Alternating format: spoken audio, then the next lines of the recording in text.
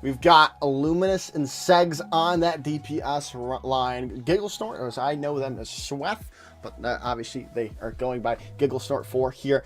Azarova and Squid, on the support line. Should be great. We've got a couple of engineers in this lineup here for Texas A&M Maroon. Yeah, they're known for playing at an extremely fast pace, extremely aggressive. As we take a look at their competitors, SFU Raccoons, as we got Zephyr, Arc, Blunder, Zaps, and Akasha. So another very talented lineup. Yeah, psychology major in Akasha there. Good stuff. Yeah. Good looking to make the world a better place. We only need more psychology people in the world. Mental health is such an important thing. Interestingly enough, though, Ray, we're headed to the newest map in the game. We're headed into Samoa.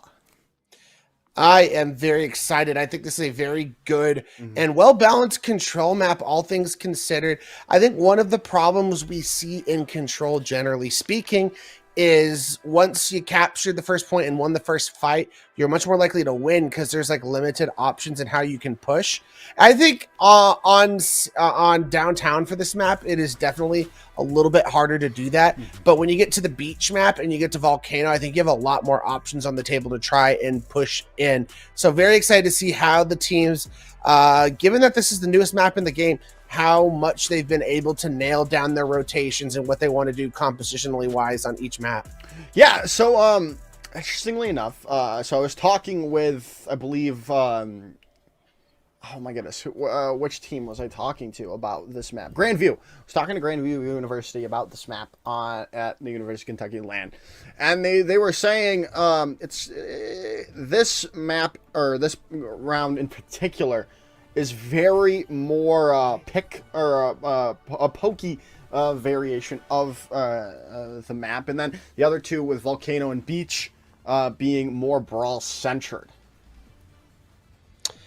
As we take a look at the compositions, and we're definitely seeing that coming out of Texas A&M, going with the SIG, more brawly composition. It's got some poke elements to it when you have Segs who will play the Sojourn after, TPing the team out. For the Raccoons, they're taking another approach. I mean, they're going to play Brawl as well, but they're going to play the Orisa. So in this Brawl, Orisa's going to be very well suited. They're going to want to get in the face of Giggle Snort and not allow him to control space.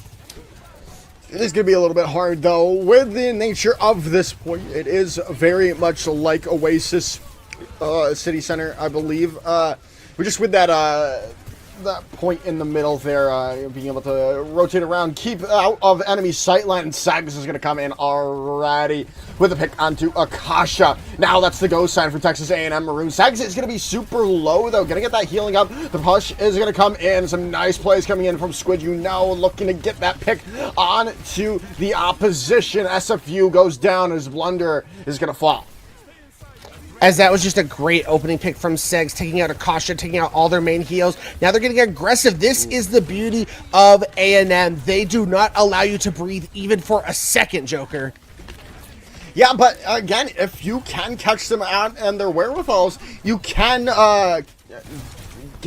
take an advantage if they over-aggress a little bit here. So that's what SFU needs to look to do if they want to have an opportunity to come back into this 30 and counting already, and they're walking into a bunch of ultimates from Texas A&M. Zephyr does have this Blizzard, and they're going to use it early on, and Illuminous is going to get their Blizzard eaten up by Blunder's Javelin Spin. They're going to lose Segs now. This is a great opening for SFU. They do lose Akasha, though. Trades are coming in the favor of SFU, though, so they need to bunker it down. If you're Texas A&M, you're going to find some damage, but you need to be able to find the picks. This Giggle Snort is going to be alone, as well as Squid going to go down.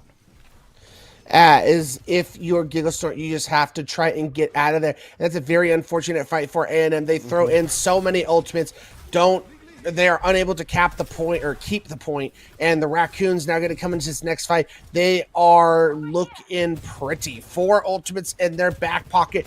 They just got to be careful. Segs open things up with a big pick to open things up. You got to limit Segs' ability to make these team fights that much easier by getting opening picks. Kasha using their Amp Matrix early on, looking for this picks, but the Critic Flux going to come in onto Akasha. There's a sound barrier. Akasha's not going to get that over health, though, so that's a great opening now for Texas A&M. They are going to be able to use the ultimates coming in from SFU, though, so there's still an advantage for the team in red, forcing back Texas A&M, and now overtaking them in percentage.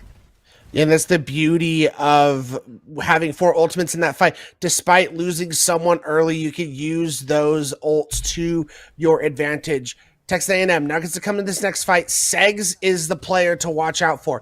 Overclock while everyone else on this lobby is pretty much running out dry with these ultimates. So he's got to set Texas A&M up for success.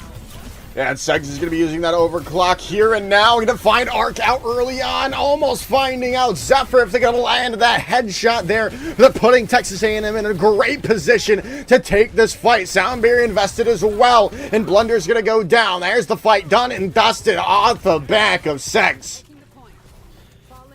As just very well played, cost you 2 of your ultimates. The one danger you're facing is Zephyr will be able to come in with this Blizzard on this next fight, and you don't have a sound barrier to counteract it. But SFU is facing the exact same risk, so Luminous just has to be careful. Their last Blizzard was eaten. You have to get value out of this one. Make sure you get that Javelin spin out of the way before you throw that Blizzard down. Yeah, we'll see how they can work this out. Zephyr's going to look to separate out Gigglestore already. Amp Matrix has come through, and Gigglestore is down. Now the Blizzard coming online, and Azarova is out of the fight as well. Segs trying to make a hero play, trying to turn it around, but Zephyr finds them with a dome shot with an icicle. The point's going to flip to over 92% and counting. Squid has an opportunity to touch here, but they need to get there in the end. Are they going to get the chance to touch is the real question. And no, they do not. Gigglestore just off the point. And in the end, round 1 goes to SFU. And again, SFU did a really good job of knowing exactly where Squid was and just not allow him to get anywhere close enough to force that overtime, because A&M was coming back with a more speedier comp to try and find some picks. I will say the one thing is I talked about the aggression that A&M likes to play with, and you brought up how a lot of teams feel that this map is very poke-oriented. So this seemed to not favor as well in the A&M style. These next 2 maps are going to do so in a big way, as we see A&M keeping the same comp, but this map with the perched high ground is going to be that much more conducive for their comp. It's just interesting. I do like this SFU comp a little bit better. Obviously, Texas A&M is running that what we would call meta, unless you're going to be running the Doomfist comp with a very competent Doomfist. That is always a good composition to run right now. But we'll see if this works for them. Didn't work round 1, but right now they're finding a lot of damage onto SFU, but they need to be able to find the picks here. That's the real first kicker to open things up and get the momentum back in your favor, and that's going to be a lot of damage, but you need to be able to get the picks. And there's Gigglestore taking down Blunder early on. That should be Texas A&M taking the fight, but they have lost the point progress for the time being. I mean, you only give up about 10%. You'll take that if you're A&M to win a first fight in convincing fashion, and it puts you in a good spot ultimate-wise for the subsequent fights. And now you get to push up aggressively. This is where things get a little tougher for SFU trying to push back, especially with A&M playing aggressive like this. Well, let's see here now. Arc looking for some damage onto Squid, again, that over aggressiveness almost biting Texas A&M there. Able to get out as Squid, still very low though. Gonna have to get some healing before you can get any sort of aggressive at the moment. But well, let's see if they can keep this going their way. Gigglestore has this Gravitic Flux. Is that going to be the opening that they look to use here? There's the Amp Matrix, though, coming in from Akasha. Flux comes out. There's a sound barrier as well. Damage coming through. There's the Terra Surge. Nothing going to be doing quite just yet. And Azarova goes down early. Now the Blizzard is online for Zephyr, but they might not eat it. They are going to use it in the end with the sound barrier coming out as well to confirm that fight win as Segs is going to invest the overclock. They find Zaps out, but that's just not going to be enough as they go down in the end too. Yeah, I was going to make the argument where that was probably more ultimates than you wanted to commit, but Segs committing the overclock in the end makes that gambit worth it. So we're going to see two ultimates head-to-head in this next fight. We have Illuminous, who's going to have this Blizzard, and Arc with the overclock. So both players need to try and find values. Arc pops the overclock first. Overclock coming in from Arc, like you said, but can they find a shot? No, they cannot. The aggression coming in from Squid, forcing them out of position, but now they've got to be able to find a pick off the back of that shutdown, and they do. Blunder goes down. Now the Blizzard coming in from Illuminous as well to really wrap things up in their favor, and it is the case. Squid, taking down Akasha, and then the follow-up damage and the follow-up picks coming in the favor of Texas A&M. Just very well played. Great job from Squid, putting pressure onto Arc during that overclock while avoiding all those rail shots. So pretty much mitigated that entire overclock. And then because of that, you're able to just push forward, get aggressive, use that Blizzard. As SFU, you're going to have to be careful for A&M. They're pushing in. Ooh. They're going to have a window earlier than you. So they have an ability to push in and get aggressive, but they've already lost Zephyr. Yeah, losing Zephyr already, and this Amp Matrix not finding any pigs. So close. Giggle Store going down, but able to use that kinetic grass to stay alive for the time being. Now the healing comes through. There's the sound barrier coming through in celebration. Texas A&M take round number 2. I had a feeling this next map was going to be much more conducive to the aggressive nature that A&M plays with, and they said enough messing around. We drop sub-maps, but we don't drop maps as we're plus 18 on the season. So now, as Volcano will be the final map to decide, is A&M Maroon going to continue their dominance, or will SFU pull off what no team has so far in handing A&M Maroon a map loss? Yeah, definitely. It's going to be pretty close here. Right now, no changes coming in, but Zephyr, interestingly enough here, Ray. No. Farah coming out. That's ridiculous. No Mercy to come along with it as well. That's kind of a shot in the dark there. And as we're going to see meta coming out from both of these teams, as I think both teams are taking the rotations you'd expect for a SIG and an Orisa. Take the more high ground route for the SIG, the more close quarters. Let's go take the point with the Orisa. As Segs finds an opening pick again. Yeah, Segs continuing to be a difference maker for Texas A&M, and now a point is going to be captured already. Lamp forced out. Arc just going to find a Luminous out, though. So that is an opening for SFU if they do so want to engage back, but doesn't look to be the case. Oh, maybe not. Now they are going to engage back in there as Blunder is going to go in. The Fortify is coming out, and Azarova is going to go down to Zephyr there, and that's going to be a nice re-engage coming in from SFU. Yeah, it's going to cost you about 25% on this point, but again, just like we saw on Beach, SFU is going to take that for a nice, clean team fight win, and you're going to get late staggers if Squidgino can't get out, and that's just going to be devastating for A&M Maroon. By the time you get back, you're going to be tied in the percentage. You're already facing down an overclock from Arc, who's been absolutely dominating, and a window from Akasha.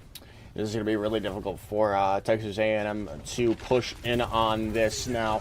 They got to be able to find an opening pick in this drive fight for them. Segs is going to go over the top looking for the shot, and it's going to be Gigglesnore taking Zephyr down.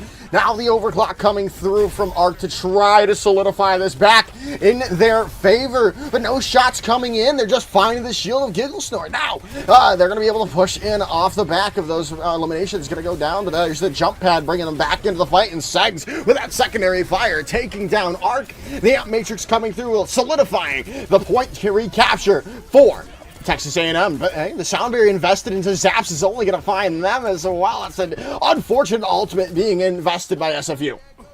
Yeah, it was unfortunately not able to save Blunder in time. I don't even know if they knew the Amp Matrix was sitting there, Joker. They pushed up, expected to get aggressive in front of this Sigma, which is what you want to do on the Orisa, but they just got blown up by that Amp Matrix.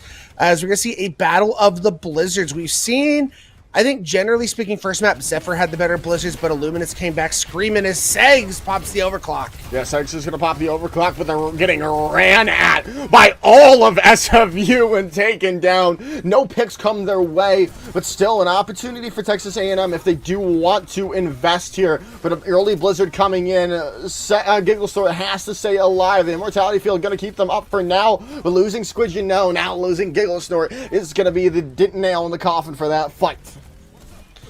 Is you're gonna continue to stall and get a lot of percentage considering how that fight went all the way up to 78% for Texas A&M. Is again, I think Segs, who's been doing a great job of getting these opening picks, just flow a little too close to the sun, kind of went off on his own, expecting to find something with that overclock, and SFU was able to just re-rotate and get on top of him much faster than he was expecting. There's the Critic Flux coming through, and it's going to land a lot of people to fortify. And oh my goodness, the Terror Surge coming right in response. And that's a huge bit of damage coming through, all the way charged up. There's the Blizzard coming in, though, and Blunder is going to go down. Ant Matrix coming in as well, and that should be the fight. One, unless Arc has something to say about it with Squid going down. That's all they're going to find and see. No, Arc finds another shot coming in on the Segs. Azarova is going to be able to get that revenge for their own Sojourn player. The point flips back for Texas A&M. As it cost A&M a lot of their ultimates. The Raccoons get to come into the next fight. They're going to have a sound barrier to sustain. You have to hope if you're A&M, because this is pretty much Final Fight territory, that Segs can build up to this overclock and find some picks. Someone was super low. Luminous now low as well. Segs is going to get that Immortality Field gone. The point's going to be being forced by SFU for the moment. As Giggle Store is going to get found out immediately. That's not good at all. Arc's going to be super low. The rotation has to be made by Texas A&M to get back to this point and force this objective in their favor. As Segs is going to be able to find one, but it's not going to be enough. The map streak is going to end here with Giggle Snort going down as SFU take map number 1. This is what we like to see in the playoffs. The underdog taking map number 1 and A&M, and they have decided to take us to a little New York action. We're going to Midtown. Woo! New York, baby! The best place to get pizza in the world. Not a deep dish fan, I presume. Oh. Goodness, no. Do I like casserole? Do I like pizza flavored casserole? I also did See, I'm not gonna lie, Joker. I've also recently found out about Connecticut style pizza. I did not know that was a thing. New Haven style pizza is pretty good. I've recently learned about that. I will, and a shout out to, I believe New Haven was on the last stream as well, or last game as well. So shout out to them for their pizza. Yeah, they were at University of New Haven. Yeah, shout out to their pizza. But again, it's not New York pizza. But you know what? Let's stop talking about food here, Ray. We're here to cast Overwatch, not rate the different types of pizza in the world. As we see Ada Maroon coming out with the double flex support for this map. They're going to continue to play the SIG with the massive amounts of damage between this May and the Bastion. But they're going to have Azarova go over to the Alari. So it just adds that more for SFU being careful, watching your sight lines, because that's a lot of damage and a lot of pick potential on the field for A&M. Yeah, it really is. They're on this defense as well, not attacking, as our scoreboard currently says. But I'll get that fixed in a few short moments for people. But again, I'm interested to see if they can figure out this Orisa that has thrown them kind of a wrench here. They've got Segs on that Bastion to really try to force out that damage. We'll see if it works for them, though. As Arc already taking an off angle, trying to find the picks, but he has been sussed out and found, and A&M Maroon is making the adjustments. Yeah, Blunder is going to be super low, just going to be forced out there by that damage coming through, but Right now, the point is going to be kind of forced away, and Segs is going to go down to Akasha. Again, you'll take that trade all day, especially since you've already found a couple picks in your way, and Akasha goes down in the end, too.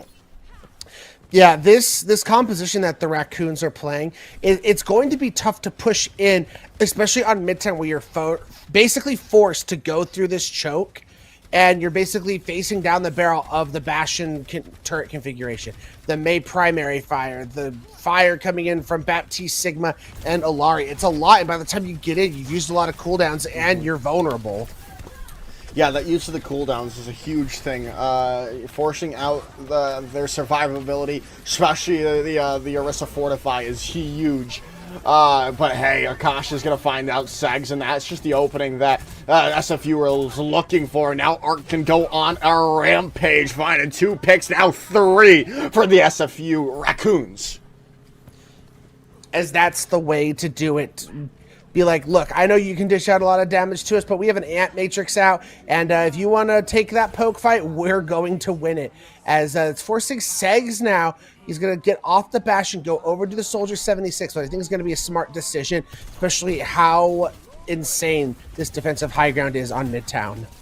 Well, a nice pick is going to come in from Illuminous, getting up to the Blizzard now and stopping the cart really in their track for the moment. They're going to try to keep things going, try to force away for the moment, but Texas A&M have set themselves in a good position for this defensive hold. A lot of ultimates to work with too, so it's going to be tough for the Raccoons to try and break out. They're coming up on a lot of their own too, as now we have a Flux Ant Matrix combo coming out. Yeah, Flux did come through, and Zephyr is forced away all alone on the left side, or the right side there.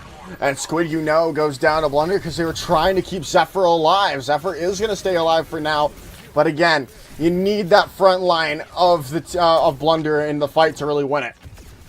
Yeah, but you did get 2 ults out of A&M, and the Raccoons were just smart and patient, kept their ultimates and their wits about them. So now they can re-engage with a lot in their tool chest. Maybe not with Zaps going down already. That's just going to be the rotation out. Ghost needs to be a little bit careful here. There's the Blizzard coming in now, and they are going to be taken down. Yeah, there they go down after the Immortality Field. There's the Terra Search through, but not going to find anything quite just yet.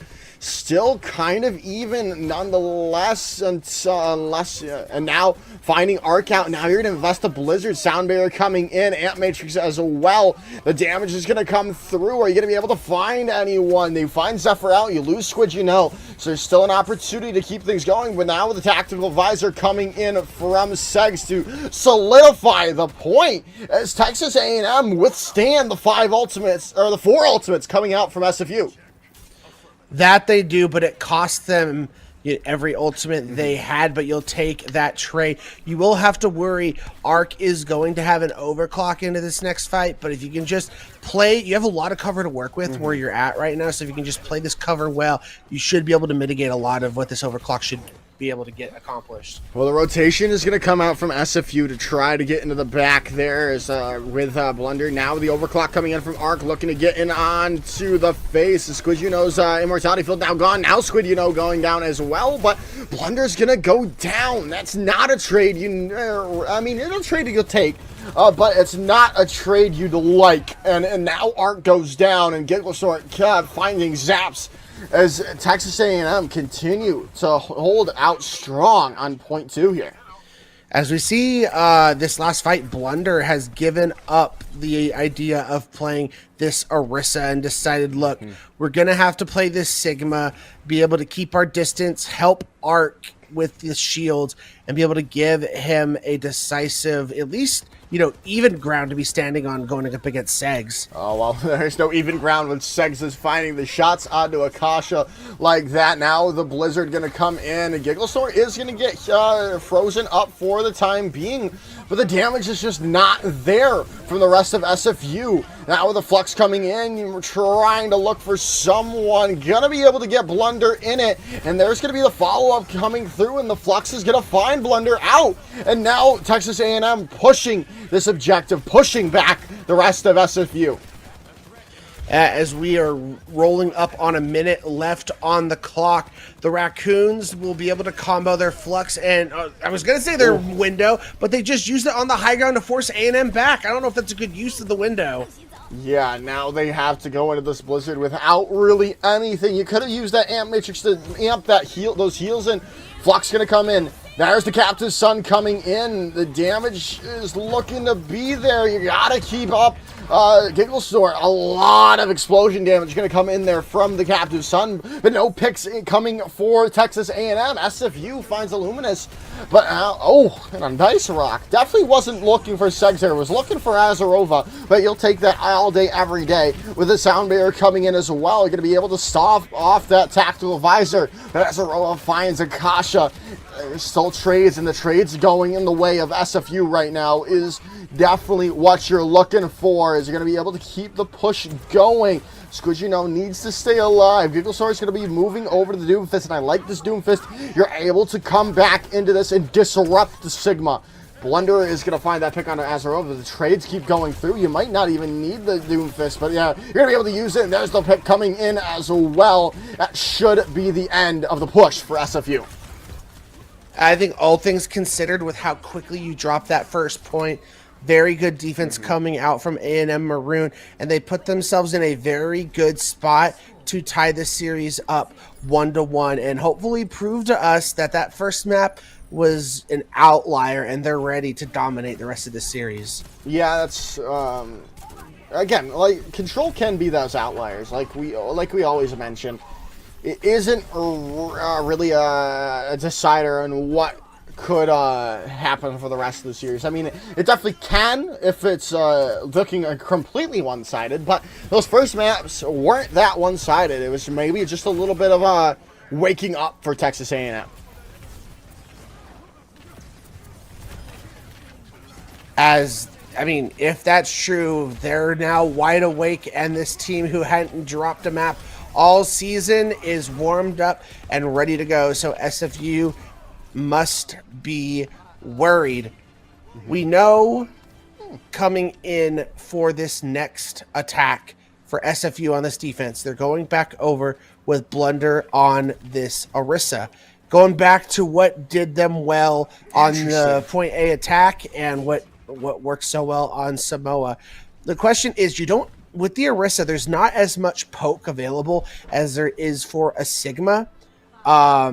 So with A&M Maroon, as they're going to match the composition we saw out of SFU, so new territory for A&M Maroon pulling out the Orisa. Interestingly enough, Arc is going to be on the Hanzo, though. A lot less consistent damage, but that one-shot capability is huge if Arc can land those shots. There's the Maywall coming in, trying to separate out the squads coming through, but nothing doing quite just yet as Blunder is so low. The healing needs to be there, but Azarova finds that. That might just be the first point taken by Texas A&M. Yeah, that should be it. Yeah, as they just got to find these exiting picks, and that is going to be it. A&M continues the stifling momentum they've been able to build up and takes the first point with ease. And Azarova in this first fight is going to have the Ant Matrix. And we saw what SFU was able to do on their first attack when they got their Ant Matrix going. They absolutely dominated, but look how aggressive Maroon's getting. Yeah, Texas A&M getting pretty aggressive, though falling because of it. Google Swords down, and now they're going to lose the rest of their team as well to Blunder. Yeah, I'm not sure about that one, champ, as you get aggressive like that, and that's fine, but why'd they commit that hard when they knew they had players who just capped the point and were trying to get this cart at least through this doorway? I'm not a big fan of that, but I will be a big fan of Akasha versus Azarova with some dueling Ant Matrices. Yeah, Ant Matrix coming up from them both, and Azarova is going to be using Window first. There's the Dragon Strike coming in, and Segs is going to be caught out. Arc, though, gonna go down, or not gonna go down. Gonna take Squid out, thanks to that Immortality Field that came in there from Akasha. As this is going to be another team wipe coming in from SFU. You've gotten this in a position, however, if you're A&M Maroon, to where you basically have to win a singular team fight, as that's great use of the recon arrow to know that Segs was still up there to really get that Dragons off. But one fight territory for Maroon to tie this up. You're going to be facing a Blizzard, but because you force the Dragons out, you're going to have an overclock that can finish things off. Okay, Zephyr's ult's going to be able to get used. There's the Terror Surge now coming through. Both Terror Surges actually coming in, but Blunder's not going to find any value whatsoever as they're going to go down in the end. And now the Sound Beater going to be invested to keep the supports alive. I mean, you've got to use it. The cart is so close to the end, trying to buy any time, but Seg's using that overclock, going to be helping finish things off as Azarova with 2. There's the Blizzard coming in to solidify the victory for Texas A&M as map number 2 goes their way. As they are trying to prove to us that we are back, and they are taking us to India. It's Suravasa. Who taught that was going to be the choice? I thought they were going to pick Suravasa. Well, I don't think they're quite ready yet, because I think our lobby is still on Midtown. So I want to make sure that gets fixed quickly before they accidentally send us into Midtown. Perfect. So fix that. We're headed to Suravasa, and I'm excited. I like Suravasa. It's one of the best. I think it is the prettiest map in the game now. Perhaps we don't know what Hanoka looks like. It's definitely not Hanamura. I was gonna say, if you still consider Hanamura a map, then it's wrong. Hanamura is the prettiest map, but I don't know about that, man. Oh, it is. It's pretty close. No, it's pretty close, right? I love Saravasa, but nothing beats those cherry blossom trees. Nothing. As yeah, so expect more of, I think, what we've seen from both of these teams. I think both the compositions they've been running, whether it's the Orisa for either team, because we've seen both of them run it, or the Sigma coming out of Texas A&M, I think both these compositions are going to work very well in Saravasa because they're basically brawls anyway. They're just run with Sigma and Orisa. That's the meta right now. Well, I wouldn't say Orisa's really meta. I would say, I think she's very viable. I would say Sigma and then Doomfist is meta. Personally. I don't know. I see plenty of teams run the Orisa, so I'd pretty much throw it in there. Watching Maryville, I'd say Doomfist is meta. But we're not watching Maryville. We're watching Texas A&M Maroon and SFU Rec. The Dante Doom. Hey, Dante Doom was cracked. Watching it in person, and forcing Fisher to play Doom against him was crazy. As we're going to see a Junker Queen mirror coming out of these teams. So again, so we're going to have a Soldier versus a Sojourn. So for Arc, they're relying on finding, those railgun picks early in the fight because Segs is going to have more sustained damage through the fight. Yeah, look at that sustained damage coming in. Segs is going to find Arc out, and yeah, SFU is just going to be forced back here. As this is just going to be the first point going their way, unless Gigglestar goes down, and no, they are not. Blunder is going to be the one to fall. Very well placed Suzu coming out from Azarova saves Giggle Snort, and I'd say the only good thing is you've now used Commanding Shout, so you have a window of opportunity for SFU to push in because that cooldown is going to be a long one. Yeah, you got 5 seconds to push in before it comes back online, and it didn't seem to push in quick enough. Blunder is going to be kind of low. Now the Commanding Shout coming out from Blunder to try to get in, and hey, they're going to be able to find Gigglestar with that Carnage as well. That's the opening for SFU here, unless there's some picks coming in back from Texas A&M, but hey, they might do so. Illuminous is going to take Arc out. They are going to lose Azarova, but again, you find those 2 DPS, so it should be still pretty good, maybe not. Now, losing Illuminous as well, the point looking to flip over to SFU. Yeah, but you get this to final fight territory if you are Texas A&M. You're coming back with a lot of ultimates to work with, but as if you can open things up, they're going to have that Kitsune Rush to throw into this fight. Yeah, Sound Barrier going to be invested here, as well as the Tactical Visor. Kitsune Rush coming in like you were talking about there. But it is just going to force back SFU. You're not going to get real good investment off that back of that Kitsune Rush. You have this Rampage if you do so want to use it. But now the Kitsune Rush is going to come in from Azarova to clean up this fight, and they are going to get it. Sound Barrier is invested as well by Zaps. They are going to find Segs. If they can find this fight victory, that would be huge. Beam for them. If they can do it, and they are going to be able to find more picks. They found now Illuminous and Gigglestorm. It doesn't matter. Flashpoint's already been won by A&M Maroon. They've accomplished the task they were trying to do, as it will flip toward Gardens, but A&M got exactly what they were looking for. SFU will have the advantage of ults coming into this next point. So that's one, notch on their belt that's going to be very favorable towards them. But we need to see Arc finding these rail shots. We'll have an overclock to open things up. Yeah, Rampage probably going to be coming in on the board from Gigglestorm here, but there's the Dragon Blade going in first here. Finding a lot of good damage, but you're going to find out, Squid, the nice Rampage coming in as well from Gigglestorm, but the follow-up needs to be there, but it's not. SFU investing 3 ultimates, but you only find 2 picks, and now the tables have turned completely on SFU off the back of Azarova, finding those 2 picks, and now Texas A&M have this advantage, and now Blunder is going to go down. Then Segs is investing in a second Tactical Visor of the afternoon, and now they get this point back into their favor. It's 46%, though, up for SFU. A&M coming through very big in clutch time. Even when they're down 1 in these fights, their players are skilled enough to find these picks while they're backing up and just being patient, which then allows them to re-aggress and push back in. Only ult coming into this fight will be for the favor of the Aggies. They're going to have this Kitsune Rush. They're fighting. Arc out is huge. Commanding Shout coming through to get into the thick of things for Texas A&M, but right now SFU is just kind of holding ground, staying off, and losing Akasha as well is just going to buy more time for Texas A&M. As things are starting to look bleak and grim for this, and they're fighting late picks, which is so bad. This is probably going to be the point win for the Aggies. Yeah, no, I definitely have to agree with you. I would expect.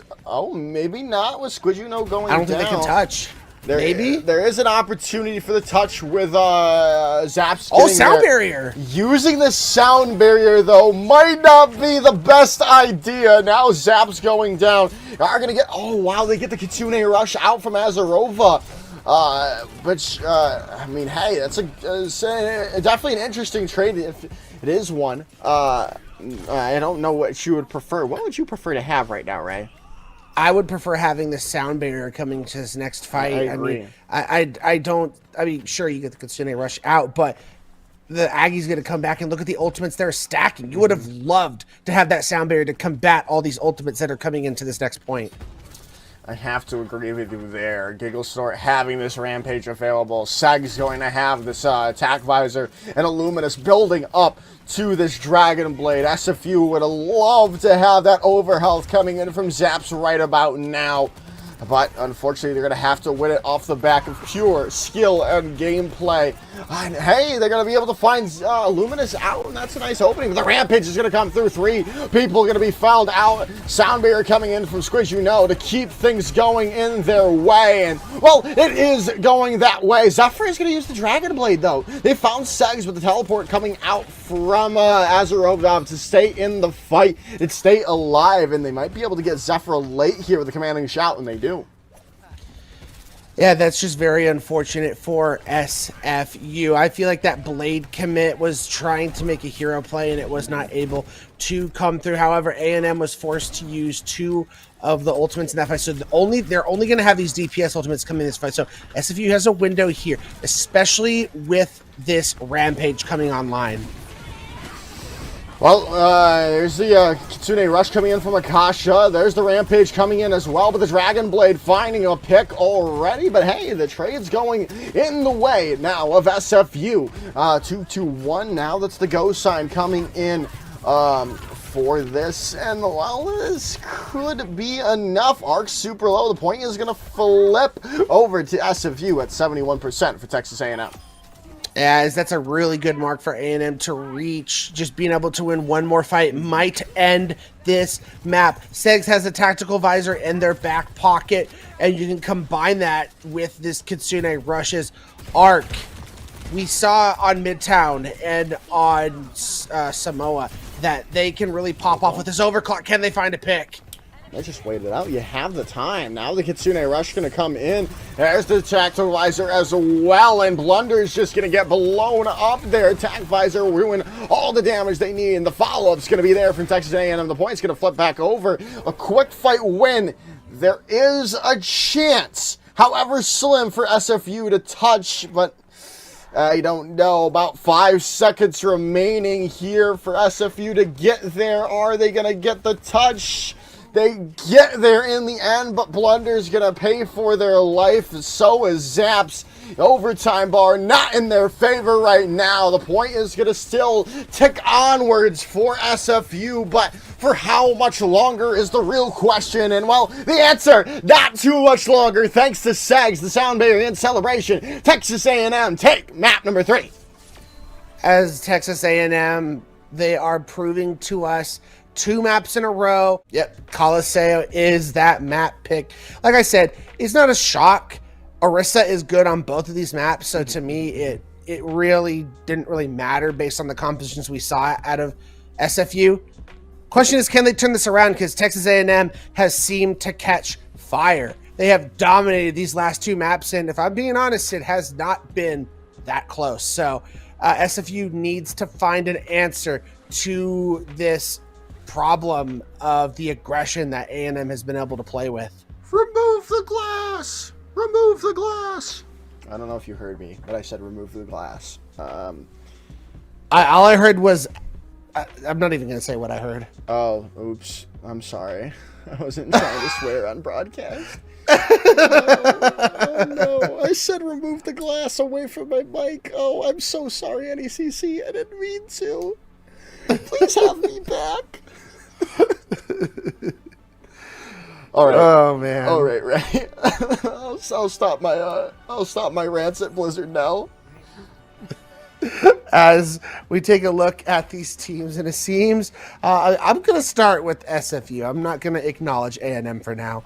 So SFU, they are going to have Blunder go over to the Sigma-based composition, and generally we've saw in the series that they preferred the Orisa, but maybe they've just come to a point where they go, look, this Orisa, in the long term, it hasn't been working against this Sigma. Bruh. Let's mirror it. There's no way, okay, bruh. yes, A&M is pulling it out. Oh my goodness, I am all for it.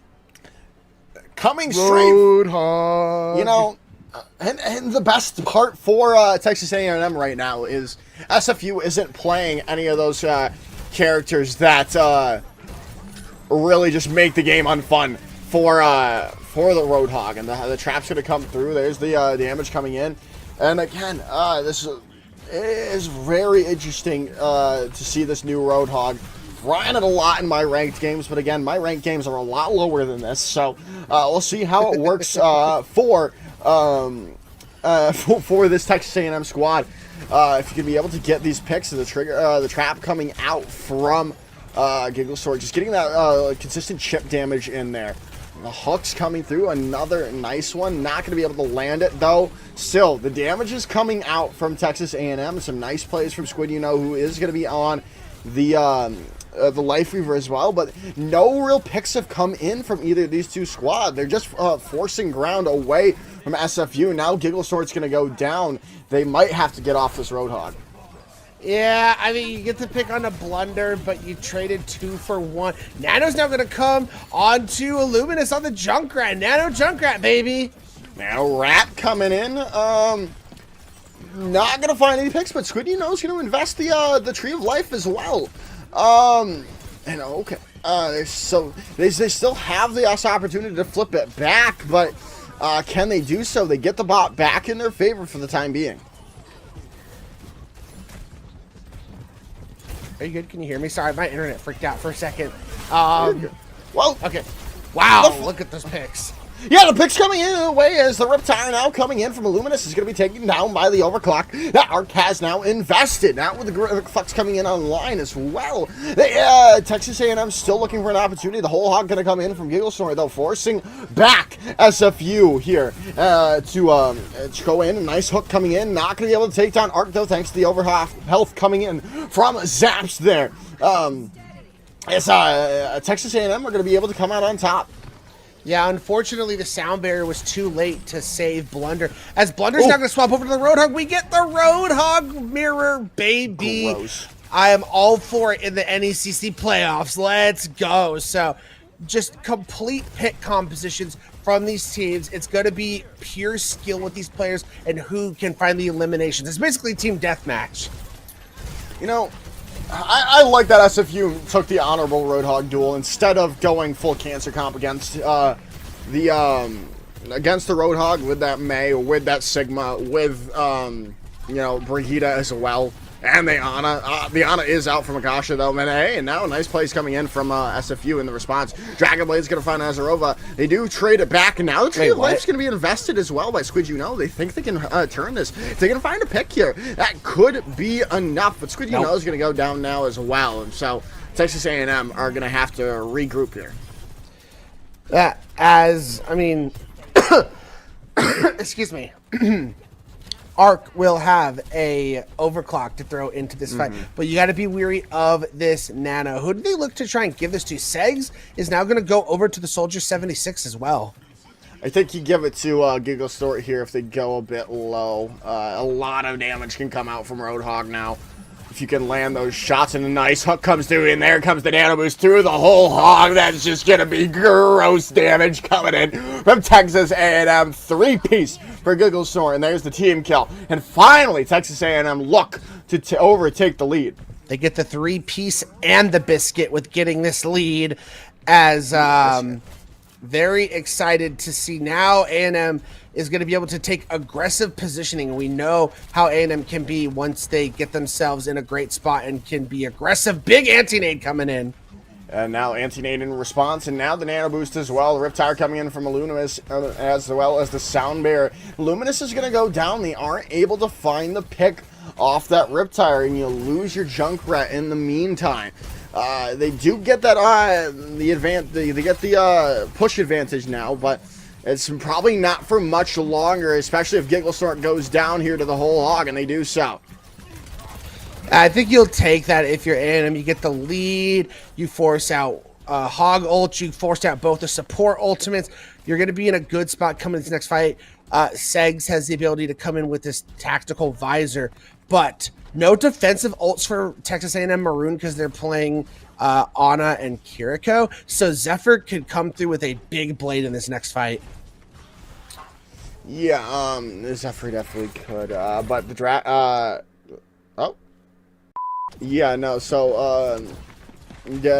this is definitely currently way in the favor of Texas A&M, 97 and counting here. Don't think it looks like SFU weren't even able to get any cart progress since we had left. So we'll see if this continues to go their way. With the Akash using the Captive Sun early on. And they are going to find 2 picks, though. Gigglesort with the Kitsune Rush at their back is going to find Zephyr, though. So still an opportunity for Texas A&M to keep things going their way. But losing Azarova should clean up the fight for SFU here. The good thing for A&M is, as long as they keep this robot close, they're going to have the ability to, because they're going to have the close spawn, so they're going to be in a very good spot. I mean, Kiriko won't be able, so Squid is going to get the long spawn, but that doesn't matter because they're going to have the ability to just teleport to their team. Yeah. So they get their close spawn for Gigglesort, and now Squid is actually just going to make the swap over to the Yari, and now Arc is out of the fight, not going to be able to get that hook, though, thanks to the boot coming in from Zaps. The trade's going to come in back as Illuminous is down. Sound Barrier invested by Zaps, only going to get on to the two of them there, and a nice hook coming in. Gonna be able to get out with the Dragon Blade coming in. Sex is gonna go down. Trades are coming back though, and oh my goodness, Squid, taking down Zephyr as well. Flux gonna be invested, trying to get the pick on a Giggle Snort, and they do, but Blunder is gonna pay for it. Trades still going in the way of Texas A&M. Yeah, and with where the cart is positioned, the spawns are that much more favorable for A&M. So I think Arc is doing the smart thing, just going to get out and reset. Problem is, SFU used a lot in that fight. Blunder's now going to go over to the Orisa. We got Zaps now going over to the Ana to try and help counteract this Roadhog with the anti-nade. But you're going to come in and you're going to be facing down the barrel of a Nano Visor. Nanovisor gonna come in eventually if they do so choose to use it, and they do so. But it's just gonna be forced away immediately by a nice javelin spin coming in. But in the end, they are gonna go down the Tactivisor in response. And hey, that nice anti-nade that came through from Zaps might have just kept things, SFU in the map here. Definitely agree. Big plays. I mean, we're basically in overtime now. You're probably going to have to string together. I mean, you have to win the next fight, then you get butt scratch mode, and then you're probably going to have to cobble together 2 more fights after that. So 3 fights. A&M Maroon's now going to have Giggle Snort go over to the Zarya, which is a great. I love that swap. Zarya does a great job. If you can build up that beam, can melt through Orisa. And I mean, you can't block the damage too as well. Oh, a nice trap comes in, but you segs early on. But Akasha, the only one with ultimate. Now the Captive Sun coming in as well, and gonna find the damage there on to the opposition. Zephyr is gonna go down. Squidgy is gonna be super low. The healing pylon gonna be able to keep them alive. Nano Boost coming in onto Blunder though. There's still an opportunity for SFU to take this back, but the damage coming out from Texas A&M might be enough to save off this last minute aggression. The overtime bars goes away. Texas A&M Maroon. They lost that map, but they keep their perfect record intact, taking down SFU Raccoons. Yeah, I mean, after that first map, they just flipped a switch, and they looked like that dominant Texas A&M team that we have known them to be this entire season. As there's that big play of the game we saw,